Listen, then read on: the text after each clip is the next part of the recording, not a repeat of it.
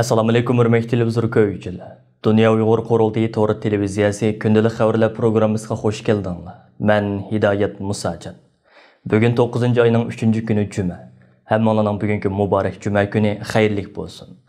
Aziz ko'ruvchilar, tuanda diqqatinglar bugungi xabarlar programmamizning tafsilotida bo'lsin.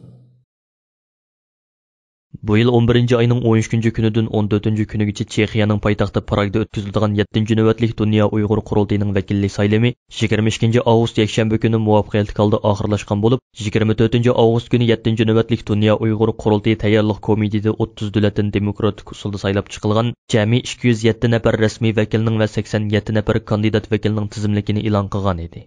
Bugun, ya'ni 3-sentabr kuni 7-navbatlik Dunyo Uyg'ur Qurultiyi tayyorlik komiteti nomzodlar komissiyoni maxsus uqtirish e'lon qilib, yangidan saylab chiqilgan 207 nafar rasmiy vakilni 11-oyning 1-kunidan burun o'zlarini 7-navbatlik Dunyo Uyg'ur Qurultiyining har qaysi rahbarlik organlariga nomzod qilib ko'rsatishga chaqirdi. Uqtirishda mundaq deyilgan: 11-oyning 13-kunidan 14-kunigacha Chexiyaning poytaxti Pragda o'tkaziladigan 7-navbatlik Dunyo Uyg'ur Qurultiyidagi eng muhim kun tartiblardan biri Qurultayning nizomnomasida bekitilgan aloqador moddalarga binoan har 3 yilda bir ilib beriladigan rahbarlik hay'ati saylami o'tkazish bo'lib, saylamning demokratik qoida tartiblarga uyg'un ravishda sog'lom ilib berilishi bu qitimqi qurultayimizning muvaffaqiyatli o'tishini belgilaydigan muhim bir omildir. Shuningdek, bu qitimqi saylamda Qurultayning yangi bir navbatlik rahbarlik hay'atiga vatan millat so'ygisi kuchlik milliy da'vo ishlarimizga jon pidolik ko'rsatiladigan, har jihatdan yetishgan, yaramliq rahbarlar saylansa, Qurultayning bundan keyingi xizmatlarining texmo yaxshi ishlanishi va milliy da'vo ishlarimizning yanada sog'lom taraqqiy qilishi uchun muhim shartlardan biri hozirlangan bo'ladi.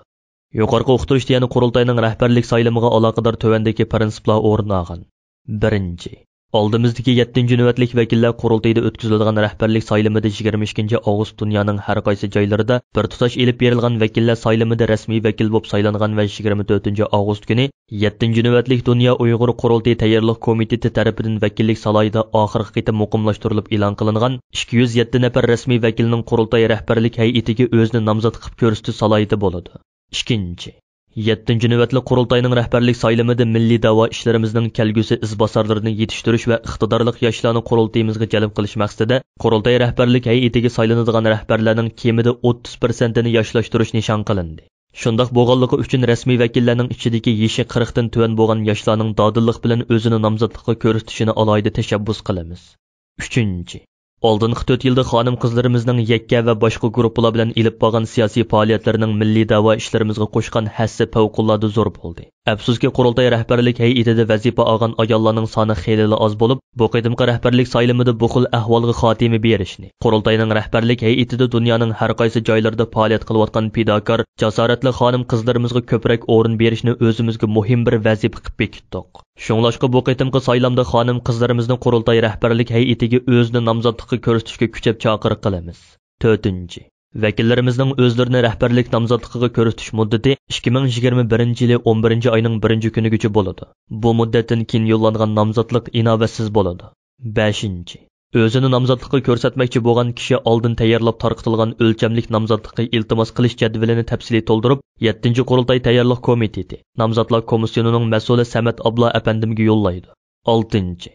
Ko'rsatilgan nomzodlar Qurultay tayyorlik komiteti tomonidan tuzilgan nomzodlik shartlari asosida qarab chiqilgandan keyin ondan rasmiy nomzodlik salohiyatiga ega bo'ladi va saylamda barliq vakillarning ovoziga qo'yiladi.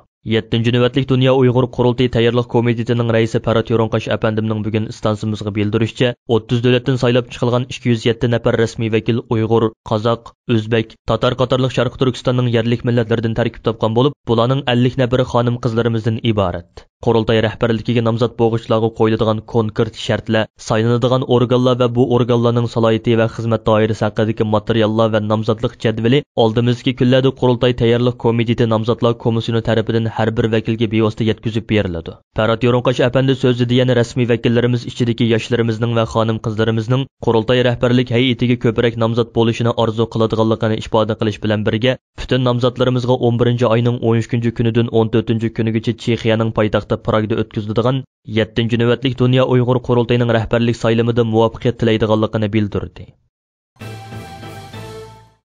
Sharq Turkiston va Uyg'urlar masalasini tadqiq qilayotgan xalqaro ilmiy tadqiqot sohasidagi donglik olimlar, kishilik huquq faoliyatchilari va siyosiyonlarning qatnashishida 1-sentabr kuni Angliyaning Newcastle universitetida boshlangan Xinjiang krizisi, qirg'inchilik, insoniyatga qarshi jinoyatlar va adolat degan temadagi zo'r ko'lamlik ilmiy muhokama yig'ini bugun muvaffaqiyatli oxirlashdi. Dunyo Uyg'ur qurultiyining arzi bilan qurilgan xalqaro Uyg'ur sud kollegiyasining Londonda o'tkaziladigan 2-qitimliq sotiga sanoqli kunlar qolganda Newcastle universiteti, Dunyo Uyg'ur qurultiyi, Kishilik huquqni kuzatish tashkiloti, Yangi liniya instituti, Uyg'ur kishilik huquq qurilishi tashkiloti, Tahdid ostidagi xalqlar birlashmasi, Uyg'urlarning ozodligi uchun Yahudilar harakati tashkiloti, Arol Wallenberg kishilik huquq markazi qatorliq tashkilotlarning hamkorligida o'tkazilgan va 3 kun davom qilgan bu qitimqi xalqaro muhokama yig'ini nihoyatda jiddiy munozaralarga sahna bo'ldi. Bo'libmi bu qitimqi muhokama yig'ini jarayonida Amerika poytaxti Washington shahridagi Georgetown universitetining professori, Tonilgan Uyg'urshunos James Milwardning Xitoy ta'kidlab kelayotgan azalmish Xinjiang azaldan Jongoning ayrilmas bir parchasi degan sabsatisiga qaytirgan raddiyasi yig'in ahlining alohida diqqatini qo'zg'adi. Professor James Milwardning bayon qilishicha, Xitoy hukumatining tarix haqidagi bosma materiallarda asosiy iqimga aylantirilgan bayonlar reallikka emas, butunlay Xitoy hukumatining manfaatiga bo'ysundirilgan holda tuzib chiqilganligi uchun Uyg'urlar navbatda duch kelayotgan krizislarni tushunishda bu bayonlar bir qism kishilarni qaymoqtirib qo'ydi ekan. Shu sababdan Uyg'urlar bilan Xitoylarning munosabati haqidagi to'g'ri bayonlardan xabardor bo'lish Uyg'ur masalasiga qiziquvchi kishilar uchun bekmi muhim ekan. Uning qarashicha, Xitoy hukumati bu masala haqida eng ko'p tilga oladigan bayonlarning biri atalmish Xinjiang azaldan Xitoyga tava bo'lgan makon degan mazmun ekan. Shu sababdan g'arb dunyosidagi axborot sohasi yoki boshqa soha Uyg'urlar duch kelayotgan zulmlarni tilga olgan hamon Xitoy hukumati bu degan bizning zaminimiz. Shundaq bo'lgan ekan, bu ishlar bizning ishki ishlarimiz. Boshqalarning buningga orilish haqqi yo'q deb javob berdi ekan. Amaliyotda bo'lsa Xitoy davlati degan atalg'uning o'zi texi yaqinqi zamonda ondan paydo bo'lgan nom ekan. Yana kelib birlik keltirish yoki tinchlik bilan ozod qilish degandek nomlarda mustamlika qilingandan keyin Xinjiang deb nom qo'yilgan. Boshqalar Sharq Turkiston deb atayotgan bu makonni tarixiy yoki madaniyat nuqtasidan bo'lsin har qanday qilmi Xitoyning bir qismi deb tushuntirgili bo'lmaydi ekan. Bu xuddi Rim imperiyasi qadimgi zamonda ishg'ol qilgan ma'lum bir joyni bugungi kunda Italiyaning bir qismi degili bo'lmagandek bir ish ekan. Professor James Milwardning qarashicha, Xitoy Xalq Jumhuriyati o'zidan ilgirki Qing imperiyasiga varislik qilib, uningga tava hamma narsani o'zining qilib olgan. Shu qatorda Qing imperiyasi 6 shahar deb atalgan bu rayonni ishg'ol qilgan vaqtlardan boshlab davom qilgan yerli xalqning qarshilik harakatlarimi o'xshashli Xitoy Xalq Jumhuriyatiga miros qolgan. Ayni vaqtda bu rayonni bevosita qo'l tiqib ishg'ol qilgan Qing imperiyasi o'zining bu joydagi ta'sirining texi ojiz ekanligini nazarga olib, yerlik millatlarning tili, diniy e'tiqodi yoki madaniyatining mavjudligiga yo'l qo'ygan. Ammo assimilatsiyani nishon qilgan xitoylashtirishning tunji qadamlari shu vaqtdan boshlab vujudga chiqishga boshlagan. Xitoy millatining manfaatiga vakillik qilayotgan ham Xitoy bo'lmagan Uyg'ur, Tibet, Mongol qatorliq millatlarga hukmronlik qilayotgan Xitoy Kompartiyasi Xi Jinping hokimiyatni qo'lga olgandan buyon izchil qadimki zamonlardagi Xitoy podshohlarining dunyo qarashini, shuningdek orzu armonlarini eng oxirgi pallaga yetkazishga bel bog'lagan. Buningdagi markaziy tema Xitoyni markaz qilgan davlatda Xitoy bo'lmagan millatning mavjudligiga ijozat yo'q degan yetakchi ideyani amalga oshirish bo'lgan. Dal shu sababdan bu nishonga yetishdagi yangi qadamlar o'tgan 20 yilda xuddi professor Sean Roberts ko'rsatib o'tgandek Uyg'urlarga qarshi urush shaklida davom qilib kelgan. Hozir bo'lsa Xitoy hukumati birlashma urush supsi va Biyongtan nomidagi harbiy ishlar bilan munosabatlik ikki zo'r gavda orqali Uyg'urlar masalasini oxirgi yusunda uzil-kesil hal qilishga yuzlanmoqda ekan. Bu jarayonda Xitoy hukumati biz tinchlikni so'yimiz, biz hech kimga tajovuz qilmaymiz deganni og'zidan tushirmagan. Mazkur yig'inga alohida taklif bilan Germaniyadan Londonga berib qatnashgan Dunyo Uyg'ur qurultiyining raisi Dolqun Aysa apandim istansimizga qilgan so'zida Sharq Turkistonning egilik huquqi masalasining bu qitimqi yig'inda muhim temalarning biri sifatida o'tirg'a qo'yilganligidan mamnun bo'lganligini, Dunyo Uyg'ur qurultiyining o'tgan yildan buyon xalqaro advokatlar, qonunshunoslar va Uyg'ur tarixchilardan tarkib topgan maxsus bir guruhni tashkil qilib, vatanimiz Sharq Turkistonning Xitoy tarafidan besilingan mustamlika ostidagi bir zamin ekanligining tarixiy, qonuniy, siyosiy va diplomatik asoslari haqida jiddiy tadqiqot ilib berayotganligini, bundan keyingi bosqichda bo'lsa Sharq Turkistonning Xitoy tarafidan besilingan zamin ekanligini xalqaro jamoatchilikka e'tirof qildirish va bu vaqtda ba'zi g'arb davlatlarining parlamentlarida maxsus qaror qabul qilinishini qo'lga keltirish ekanligini ta'kidlab o'tdi. Dolqun Aysa apandi so'zida yana Uyg'ur qirg'inchiligining paketlari ko'plab ma'lum bo'layotgan. Xitoy hukumati butun kuchi bilan buni inkor qilayotganda, buncha ko'p olimlar va mutaxassislarning biriga jam bo'lib, bundaq bir muhokama yig'ini chaqirishining zo'r ahamiyatga ega bo'ladiganligini eskartib o'tdi. Qirg'iziston Cumhuriyeti 31 avgust kuni, O'zbekiston Cumhuriyeti 1 sentabr kuni milliy mustaqillikning 30-yilligini tabrikladi.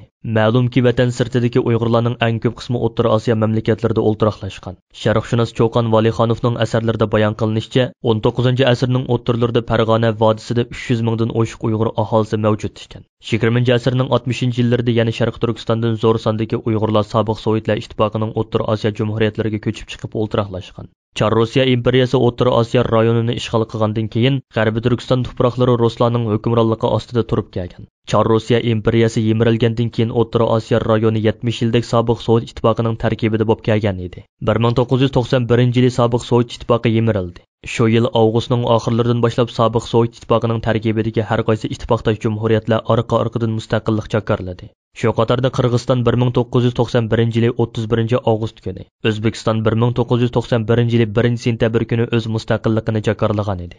Qirg'iziston Jumhuriyati o'z mustaqilligining 30-yilligi munosabati bilan har qaysi yeza va shaharlarda tantanali tabriklash marosimlari o'tkazdi. 31-avgust o'tkazilgan mustaqillik bayramiga Qirg'izistonda yashayotgan Uyg'urlar qatnashib, o'zlarining milliy va an'anaviy odatlari bilan Qirg'izistonning mustaqillik kunini tabrikladi. Qirg'iziston Uyg'urlari bu davlatda uyushtirilgan har bir ommaviy faoliyat va marosimlarga aktiv bilan qatnashib, Uyg'ur xalqining milliy madaniyat boyliqlarini va mehmon do'stligini namoyon qilib kelmoqda.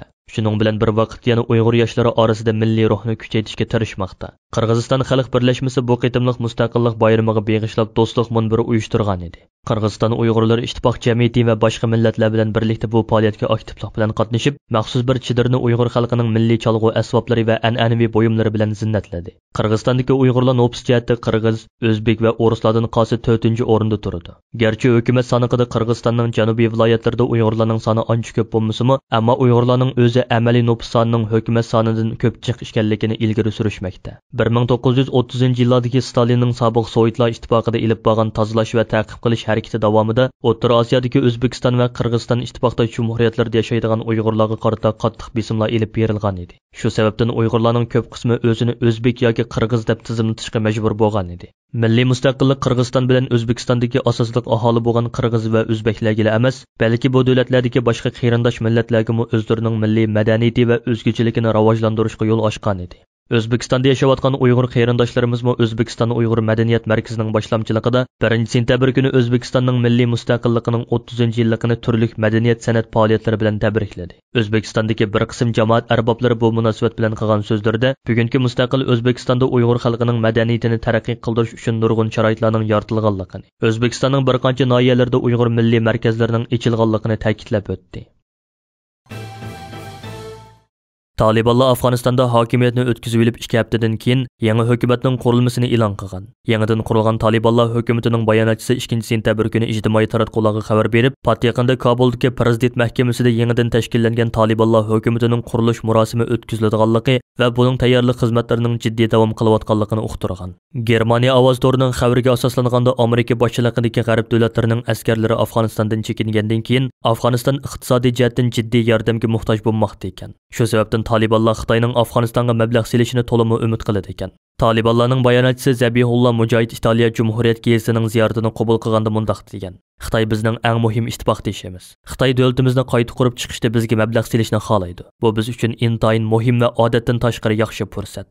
U yana Talibanlarning Xitoyning dunyodagi ta'sirini kengaytirishni maqsad qilgan bir balvoq bir yo'l qurilishiga intayin qiziqadiganligini bildirgan. U yana mundaq degan: Afg'onistonda mis sopisi intayin mo'l. Biz Xitoyning yordami va mablag' selishi bilan yer osti boyliqlarini qizib chiqarib bozorga yuzlantiramiz. Mundaqcha aytganda, Xitoy bizning dunyo bozoriga kirishdagi yo'l xatimizdir. Hindiston bosma to'rining 1-sentabr bergan xabariga qaraganda, Al-Qoida tashkiloti Talibanlarning Afg'onistondagi hokimiyat beshga kelganligini tabriklab bayonot e'lon qilgan. Al-Qoida tashkilotining bu bayonotida dunyoning har qaysi joylaridagi zulmga uchrayotgan musulmonlarni bir-birlab sanagan bo'lsa-mu, ammo Uyg'urlar tilga ilinmagan. Xabarda mundaq deyilgan: Al-Qoida tashkiloti o'zining to'r betida e'lon qilgan bayonotida Kashmir, Falastin va Afrika musulmonlarini islom dushmanlarining changildan qutuldirishga chaqiriq qilgan. Ammo Sharq Turkiston yoki Xitoydagi Xinjiangda yuz berayotgan kishilik huquq tafsandichiligini tilga olmagan. Xalqaro Uyg'ur sud kollegiyasining Londonda o'tkaziladigan 2-qitimliq soti 9-oyning 10-kuni London vaqti attigan soat 9 da Uyg'ur sud kollegiyasining raisi Jeffrey Nice va sud kollegiyasining bosh advokati Hamid Sabiy apandilarning ichilish nutqi bilan boshlanadi.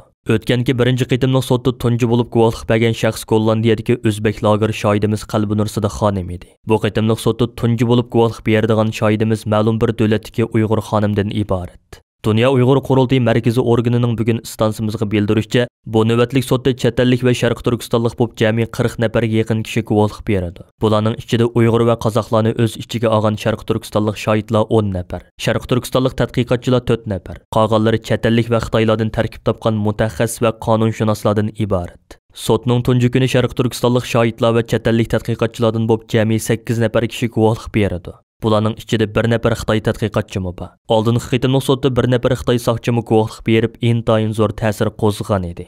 Bu qitim Londonda o'tkaziladigan ikkinchi qitimliq sotning butun jarayoni 9-oyning 10-kuni London vaqti atagan soat 8:30 da sizlar ko'rayotgan Dünya Uyg'ur Qurultayı tor televiziyasining YouTube kanali orqali naq maydondan bevosita tarqatiladi. Bu qitim sotda guvohlik beradigan chet ellik shohidlarning so'zlari istansimiz tarafidan alohida taklif qilingan 2 nafar tarjimon orqali naq maydondan bevosita tarjima qilinadi. Istansimiz sot boshlanishidan 2 kun burun, ya'ni 9-oyning 8 va 9-kunlari sotga qatnash uchun Londonga kelgan Sharq Turkistonlik guvohchilar va kuzatuvchilarning qatnashida cho'ng tipdagi naq maydon suhbat programmasi o'tkazadi.